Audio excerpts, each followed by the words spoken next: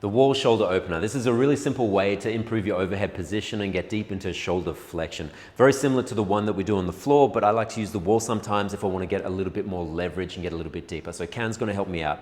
So to start with, we're going to find our palms on the wall in the same line as our eye line.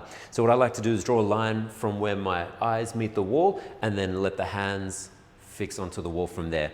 Then we're going to take a little step back. The further we go back, the more weight is going to be in the shoulder as we sink down. Now you have the option to be on the toes, or you can be flat-footed as well, but you don't want to be so far away from the wall that you're actually like leaning into the wall and making it difficult just to stay in this position. So if you need to, you can be closer.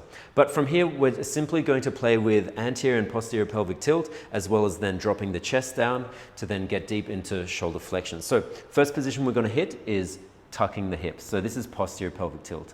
What this is going to do is make it a little bit harder to bring our torso down, but it's going to mean that by locking this in, we're going to work the T-spine here a little bit more and put more demand on this to actually bend. So from here, I want to elevate the shoulders so the body slides a little bit away.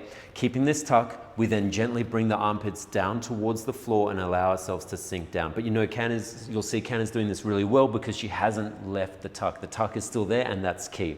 So here I like to stay, 20 to 30 seconds, and all we're doing in this position is literally allowing gravity to gently encourage that torso to come down, and slowly we'll start creating some space through this T-spine.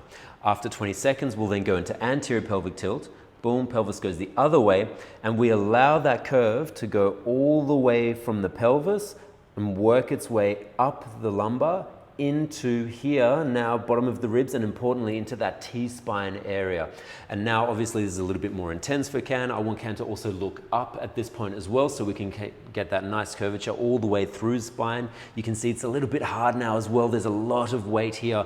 She's getting very tired in the shoulders. And the last step, just so we don't stay too long here, keeping this exact shoulder and T-spine's position, we're going to try to gently tuck the hips now into a posterior pelvic tilt without moving this. Good. And holding here for this final position.